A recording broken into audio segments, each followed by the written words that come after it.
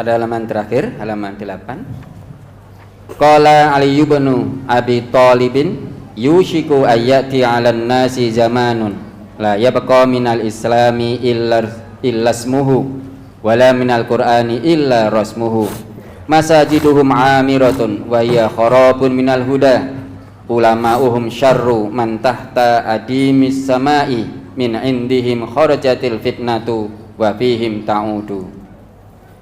Ali bin Abu Thalib berkata, hampir-hampir datang pada manusia suatu zaman, Islam tinggal namanya, Al-Quran tinggal tulisannya, masjid-masjid mereka ramai tetapi kosong atau jauh dari petunjuk, ulama mereka seburuk-buruk orang di bawah kolong langit, dari mereka keluar fitnah dan kepada mereka fitnah itu kembali. Hadis riwayat Ibnu Adi dari Ali Al-Kamil fi Dzu'afair Rijal. Mohon penjelasan dari hadis tersebut, terkhusus ulama mereka seburuk-buruk orang di bawah kolong langit, dari mereka keluar fitnah dan kepada mereka fitnah itu kembali. Nah, itu sudah sangat jelas. Kalau ulama tenan itu pasti warasatul ambiya, punya sifat sikap sebagai pewaris para nabi. Para nabi itu hanya menyampaikan kebenaran.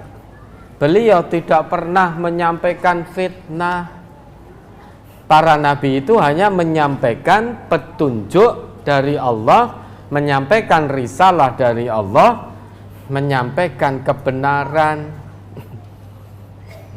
Kalau secara tampilan lahiriah itu disebut ulama atau alim, tunggu dulu, lihat dulu yang keluar dari lisannya. Kalau yang keluar dari lisannya itu ternyata fitnah, maka itu bukan ulama. Kenapa? Karena tidak warasatul anbiya. Masa warasatul anbiya, pewaris para nabi, kok memfitnah orang lain, apalagi yang difitnah sesama muslim,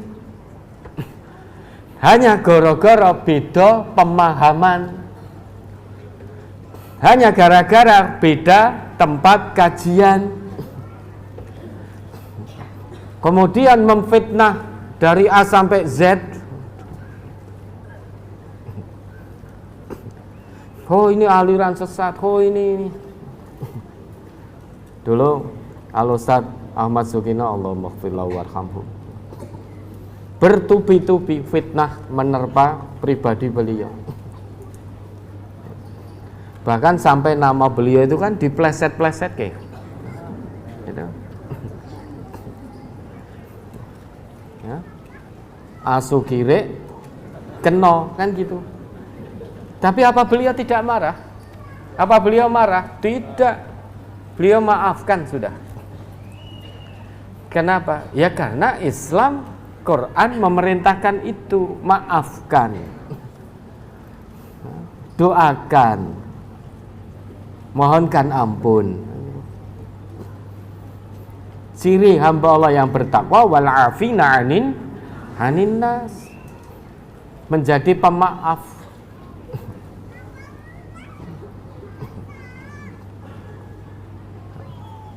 Maka jangan melihat tampilan lahir seseorang. Tampilannya bisa menipu. Tampilannya secara lahir dianggap sebagai ulama. Namun ternyata yang keluar dari lisannya fitnah demi fitnah.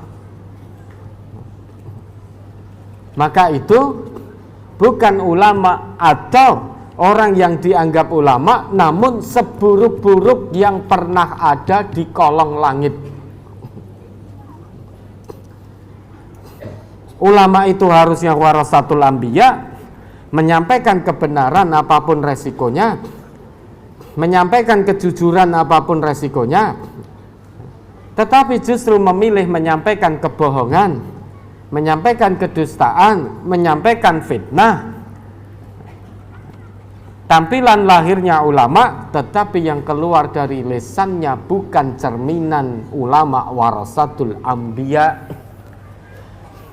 Justru dari lisannya keluar ciri-ciri seburuk-buruk makhluk yang pernah ada di kolong langit.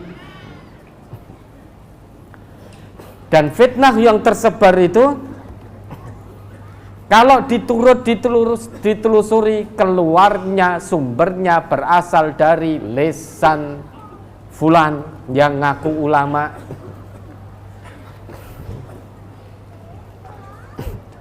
Maka unzuru ila ma qala wala tanzuru ila man qala.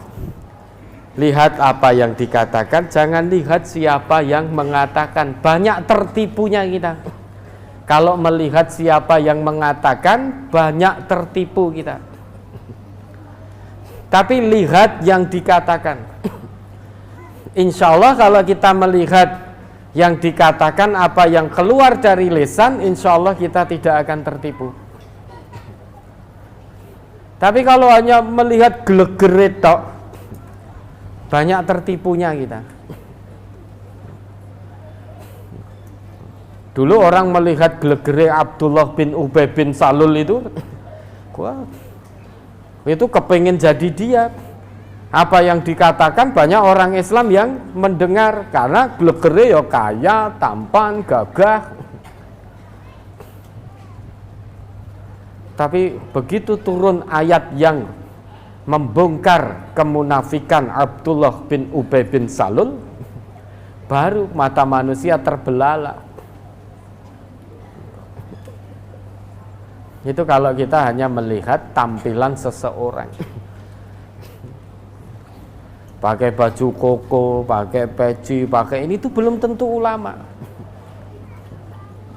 Termasuk jenengan juga jangan lihat tampilan luar saya, nganggo kuplo, ini rodok sesak ini.